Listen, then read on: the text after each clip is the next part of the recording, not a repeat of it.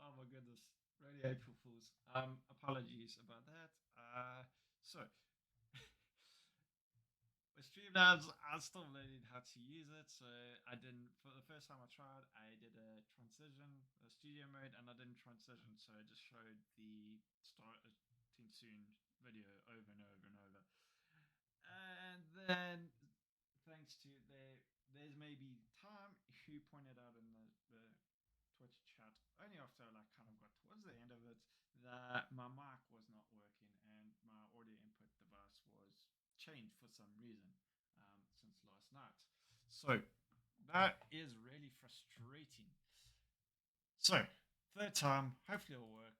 I can blame everything on April Fools, right? It's and now I'm getting told I am quiet. So let me try turn that up, and that should hopefully be a bit better. Um, Geez, and I'll move the mic a bit closer. Oh, it's not going tonight. All right, so hopefully we'll be able to get this working. Um, so thanks for those who joined. I'm going to cover off the Spring RCE that came out 2 days ago. How this started off was on what day were we on? Friday. So Wednesday this week. Someone put out a blog post page, whatever you want to call it, stating that there was this new Spring vulnerability that a researcher in China found. And there was not much information to go on. The post was pretty vague. It contained very few details and a lot of assumptions. One of the assumptions made was that it was going to blow Log4j or be like vastly more impactful than Log4j. That was a pretty bold claim to make. They had some ways of testing if you were vulnerable that weren't actually really correct either. Later on in the day, there was the research from that researcher put out. Now, I don't know if it was leaked or published or whatever, but anyway, it got put out, and that contained a PDF with the write-up from the researcher itself, as well as the proof of concept. Now, the problem with the write-up, and the researcher did like quite a thorough and really good job, was it was written in Chinese, so some things might have got lost in translation, and it just made it a little bit difficult to work through that write-up. I certainly tried as best as I could, and again, it's not on them. That's their language, but it made it a little like kind of lost in translation type issues. The other problem is the proof of concept that they published, a Python script, was missing that one important character /. So it took a while for people to figure out what was going on. I didn't really do too well. I had my own issues.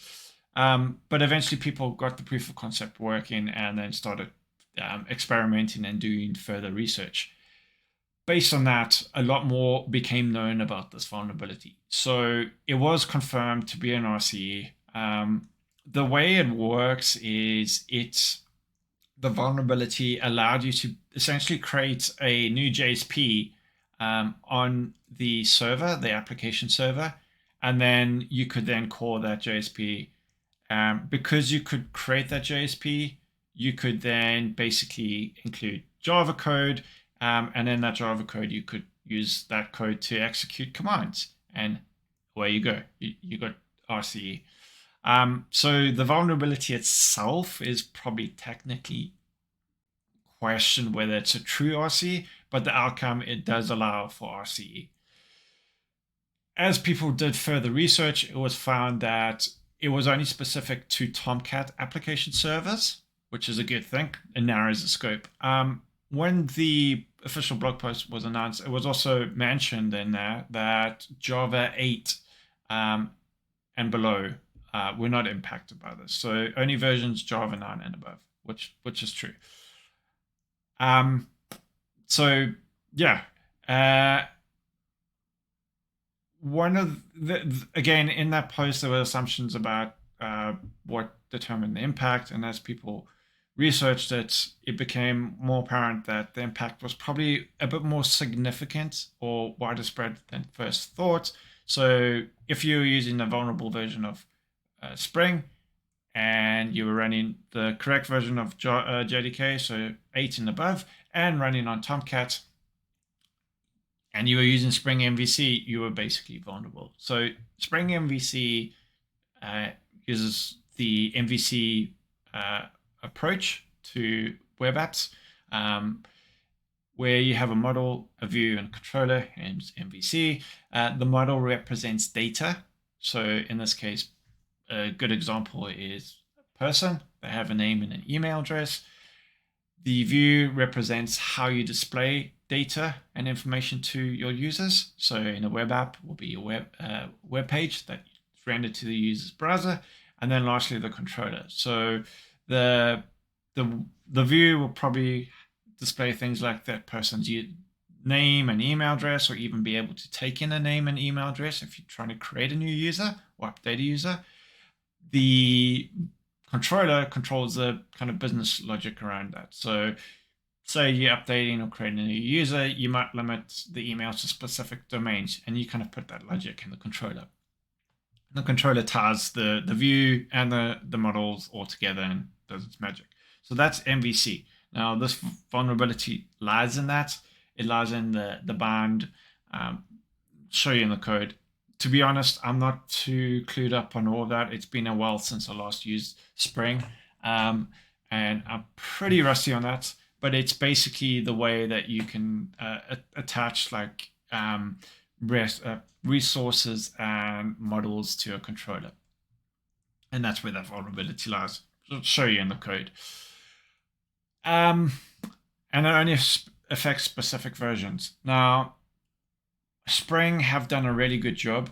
They've produced this blog post, really thorough write-up, so covering off things, giving a basic overview of the vulnerability, and then what you can do to determine if you're vulnerable. So as I mentioned, you're going to be running on Apache Tomcat, JDK 9 and above. I don't know if this traditional WAR makes too much of a difference. I guess it does. So with Spring Boot, when you build and compile it, it can produce something called a Java executable. It's basically an archive that Java can use.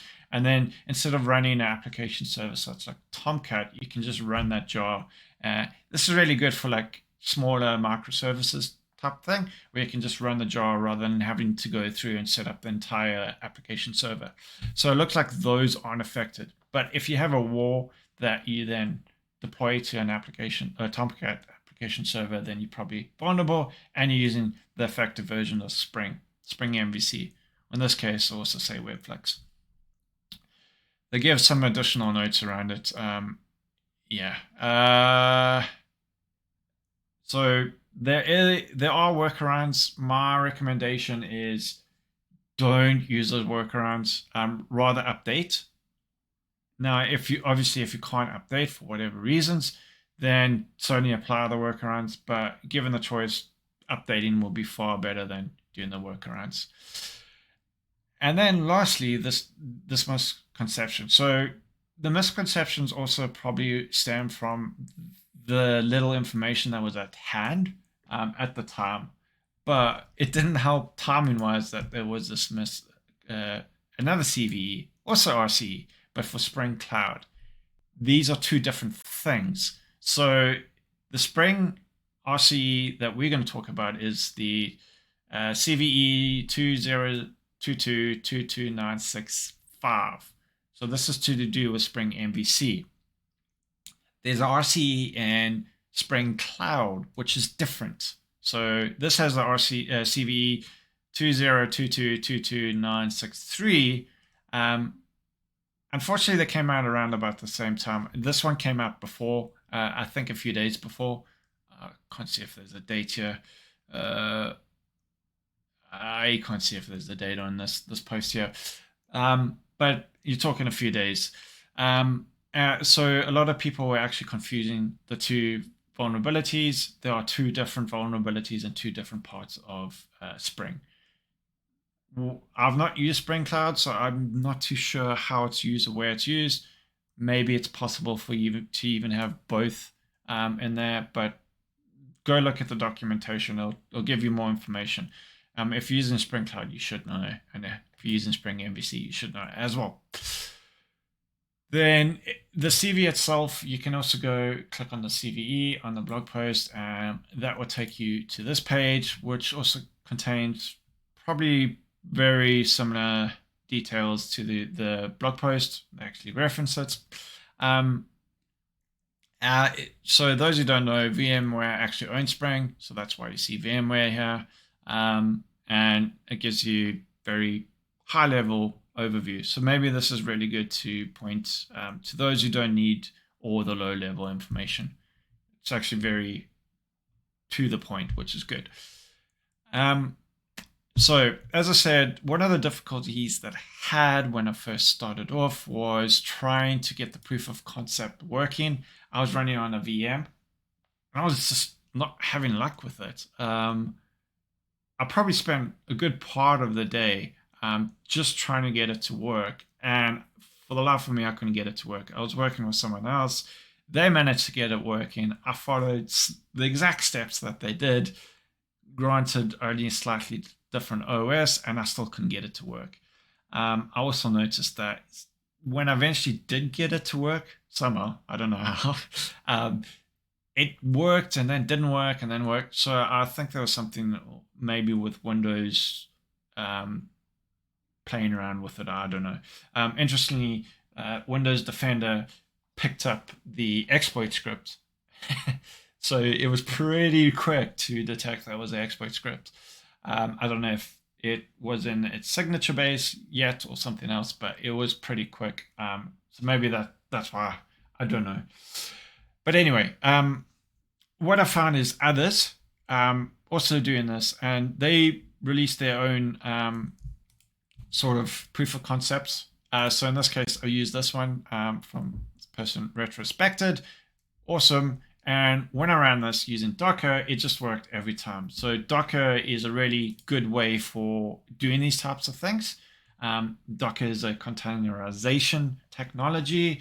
It's not the same as virtualization. Docker uses lower level Unix wizardry to do its thing. But the nice thing with this is you can have these self-contained containers that can just spin up on a whim, and they're kind of stateless. So you define the initial state, the spin up, and every time you spin them up, they're going to be in that same state again. So you can spin up, change it. By the time you kill it, it loses it. You spin it up again, it's going to be how it initially was. You can kind of change that if you mount volumes. So think of like volumes. Think of it kind of like a live CD, and then you have like a USB that you store the information copied across. That's kind of a way of thinking of Docker images. So for this type of thing, it's really great because you can spin things up, do some tests. If you blow it up, that's fine. You just kill it, spin it up again. And also has a build kind of cycle to it. So you have these build Docker files that build the Docker instance. So you can create all this code, easily build it, put it in the Docker container, and away you go. Whereas in the past, you'd have to like deploy it and all that pain. So I came up with this, and for the proof of concept code, a lot of people were just taking this WAR. So this WAR here is the WAR that the researcher actually used and did themselves.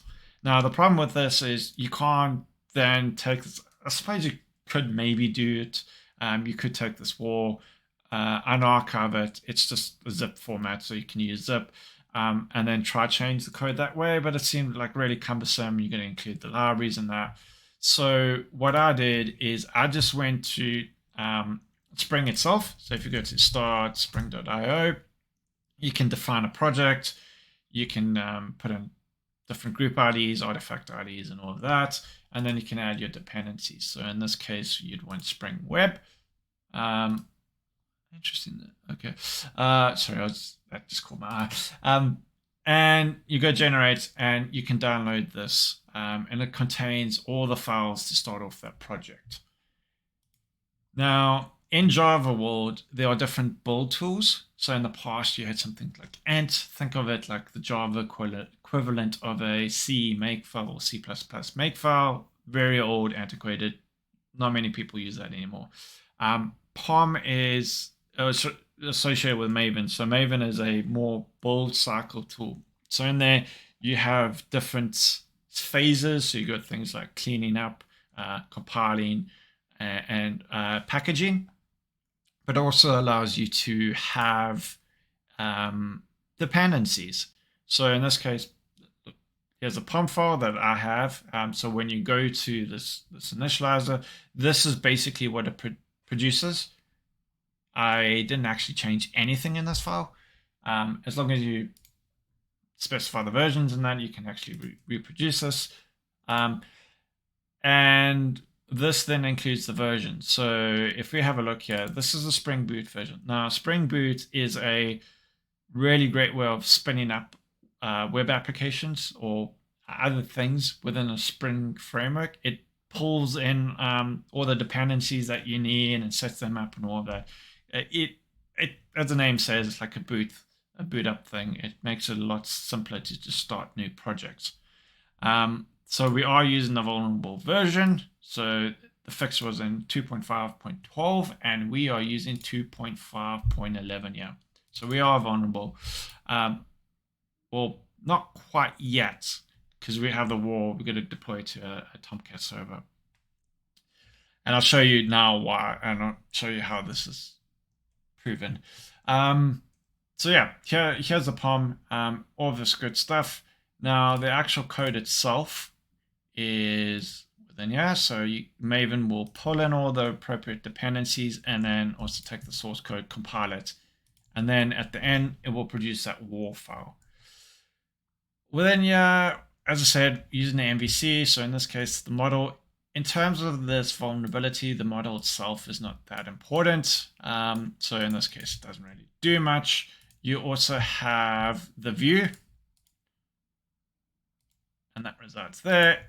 Also, in terms of the vulnerability, it's not important. You could basically have anything in here. You don't even need this. This is JSTL pulling in data from your controller. I actually don't even set this in the proof of concept code. So when you run this will always be null. Just proving that this is just meaningless in terms of this vulnerability. The vulnerability itself lies within the controller. So we have a controller and you need to use a bound. So in this case, we're using the request mapping, part of the bound package, and this will bind the model as well to this request. And this is what this is saying is for all requests to /POC, they'll come to this method. And that's, like as I said at the beginning, people got better knowledge of all of this. They can do a much better write-up and deeper dive.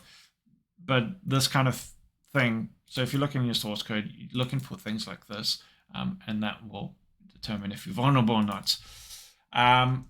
You will also see there is another file, if I come out here, another controller called POC REST controller. And this is an actual REST controller for REST services. Again, this is vulnerable as well. This is for post requests to /request POC. And here's you can also attach a model. I don't think this makes too much difference in terms of the vulnerability, as long as you have some sort of model within the method itself. So,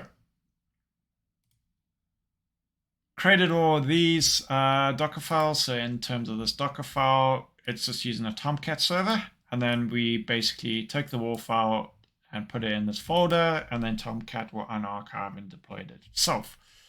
So without further ado, if we come in here, I created this lovely script called build.sh. You can actually view it build. What it does, just cleans up things, but basically create a deploy directory, go into the code, run Maven to compile it. So this just cleans up Maven, and then install runs the compile and packaging and all that. Takes that WAR file, puts it in the deploy folder, and then runs this Docker. So builds the Docker image. So if we now run this, and I have everything set up, sorry,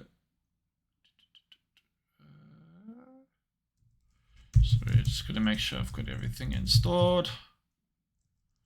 I don't think I may have been installed. No.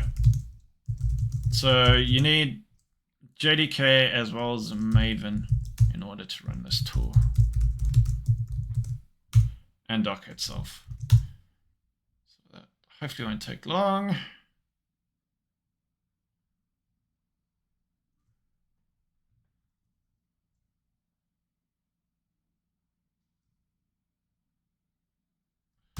Cool.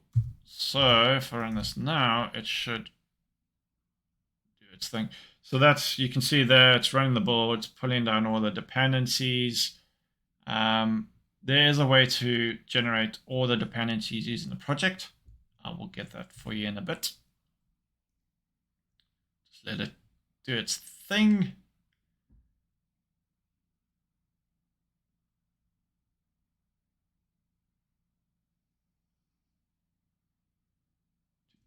The dependencies. All right. Why did I get a permission denied? That's weird. I swear this worked. If not, I'll go to backup.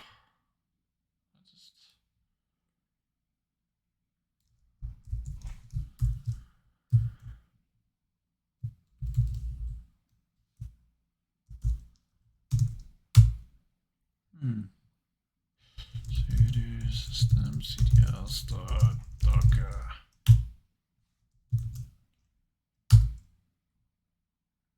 I'm probably going to reboot. All right.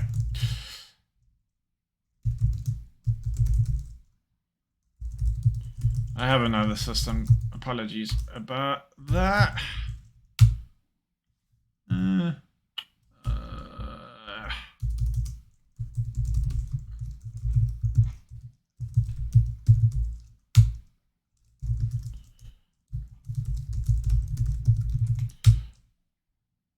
Thought I could get away just logging out and logging back in. When you install Docker, you got to be part of the Docker group, and if you're not part of that, then you get that permission issue. But we have another one here. So this box, it is working. So if I do a build clean just to prove, stop that, clean. I'll just clean things out. And then I also do a Docker system prune. So this is just clearing any containers that I may have. So if I now do this build, it should build everything. And away it will go.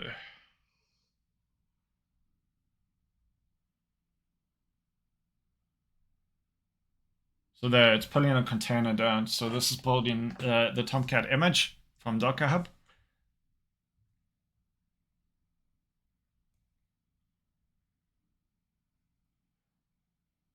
Oh no, why is it taking so long?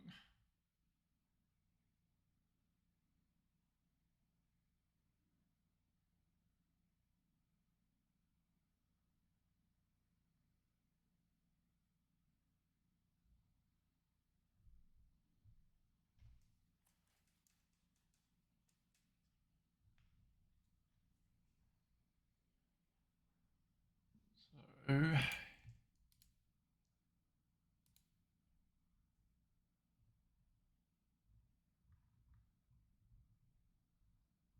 just going to find this other command that you can use. There we go. Got it.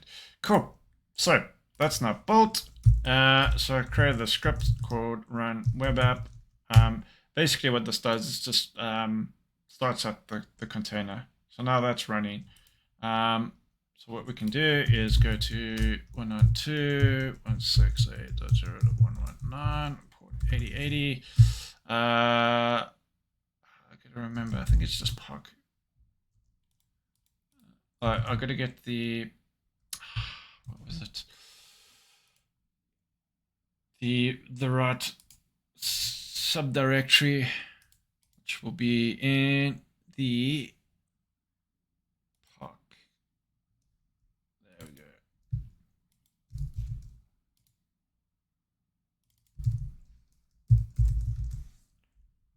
So there we go. So we get that view that I had, the hello and then null because I never set it. So we now know the web app is running. So here comes the interesting bit.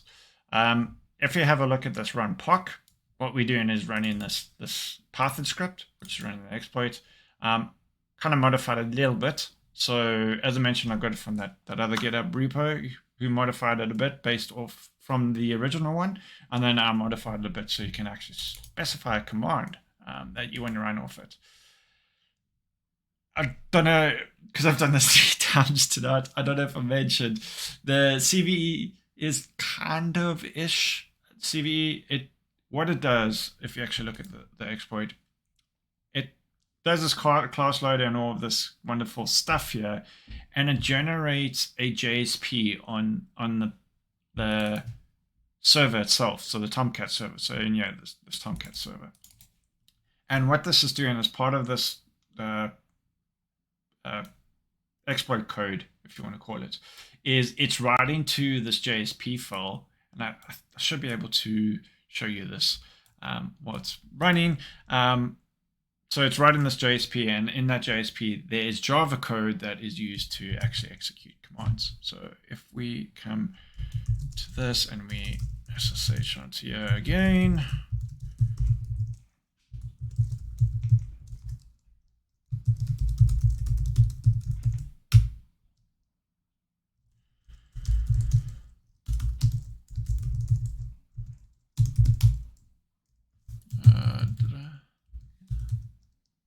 so what we're going to do is actually get onto the container, this running container itself. So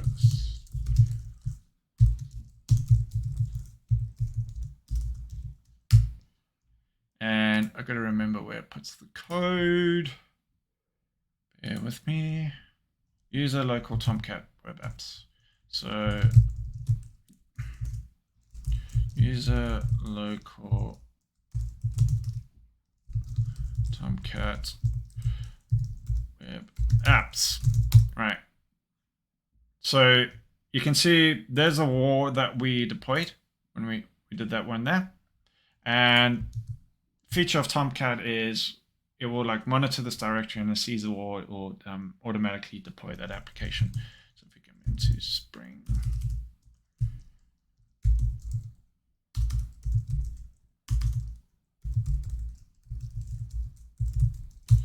and we can see there's a code there. Now, what we are looking for is the root. I don't know where it is on the server. I think it might be in work.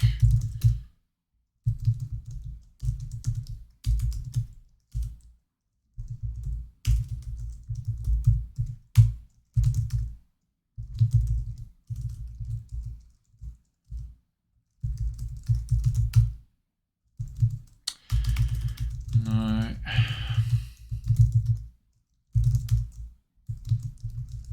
Web apps. Dust. Nope. All right, we'll do it the easy way. We'll just find the file.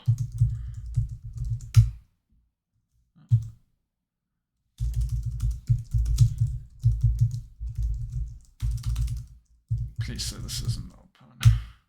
No. Dope. I was really hoping to find this. I can't remember the find command.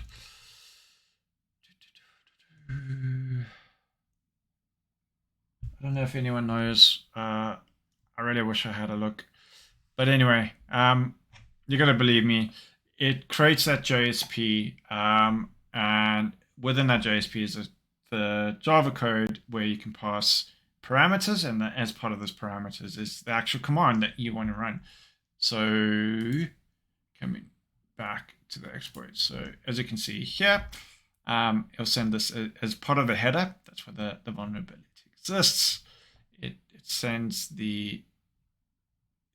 there's a header there, and then I'll send the basically the exploit as well to the JSP file. And then once that's created, this exploit will then wait for that JSP file to be picked up, and then it will run the exploit. So with the command, and you can actually run the command against this JSP, because the JSP takes in the command parameter and actually executes that command using Java. And away you go. You have successful, essentially, RCE on the box. So let's see it in practice. So for this, let's exit out of this.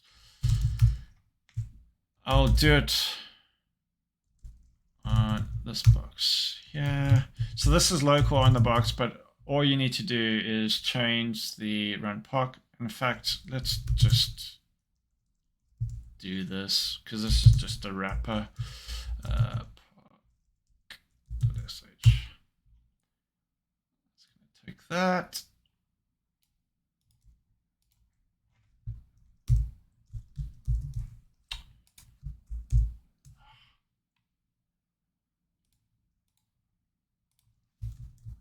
Just to show you that this works even remotely. So 192.168.0.119. Python. Off it goes. Created it. Might be there now. So I forgot, it only creates that JSP once you execute the script. So that's what I'm just trying to do here, is get on the box again.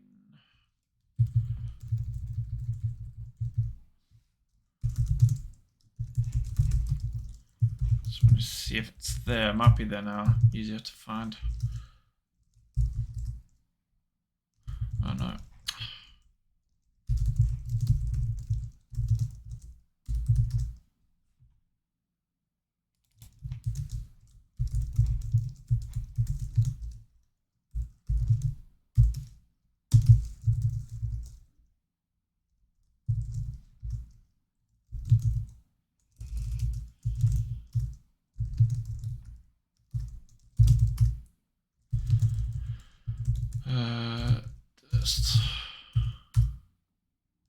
There we go. That's what I was looking for. So, actually, it's not there. It might actually be in the work DR.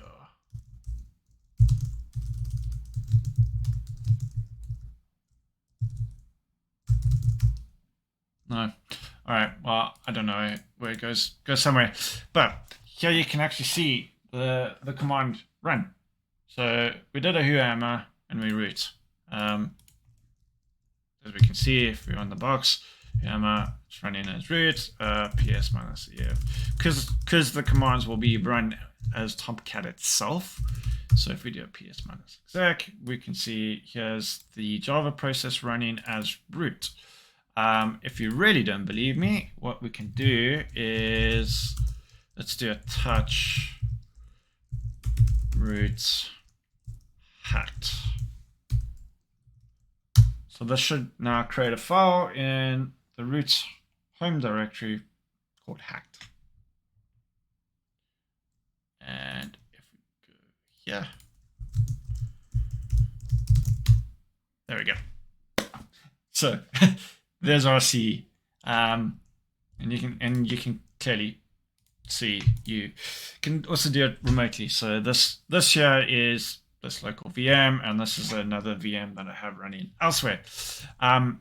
The other thing that is there is, as I mentioned, you can also do the the REST interface. So in this case, we want to go to this. Let's try and remember REST-POC. Because I have an attribute model, you basically have to pass this parameter, and this is part of the research, just seeing what is and isn't possible. So we'll call this hacked REST.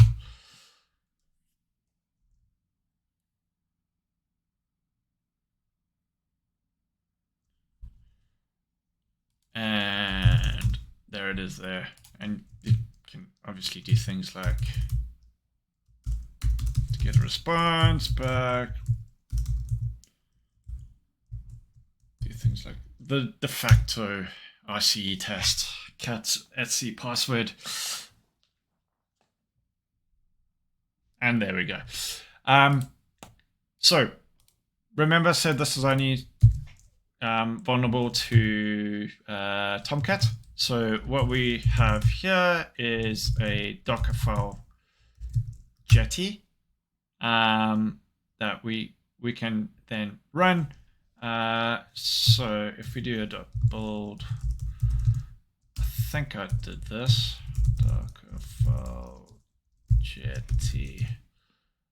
So this will build the Jetty container, Docker container. As you can see, and it works pretty much in the same way. So Jetty is a another Java application server. I don't know if it's more popular. Certainly in my previous workplaces, Jetty was used more than Tomcat. Tomcat seems to be waning, but I don't know. I could be wrong. It's also been a while since I've been in the depth of Java world. So if you wanted to see what's in that Docker file, it's really similar to the Tomcat one. So you got Jetty. We actually specify in the JRE, so the Java version. And this is also probably a good way of testing. Well, we can't test this way because Jetty's not vulnerable. But if you had Tomcat with similar things, this just shows the versatility of these Docker containers. Again, just copying the RCE to there. So if we now run our exploit, so I just want to show you, if we come here, we'll see the exact same thing.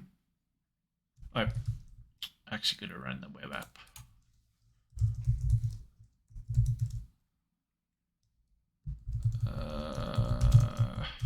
Going to make sure I run with the right.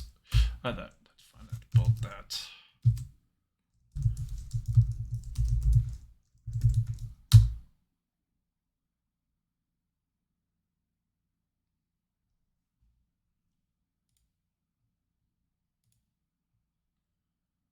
Just want to make sure that it is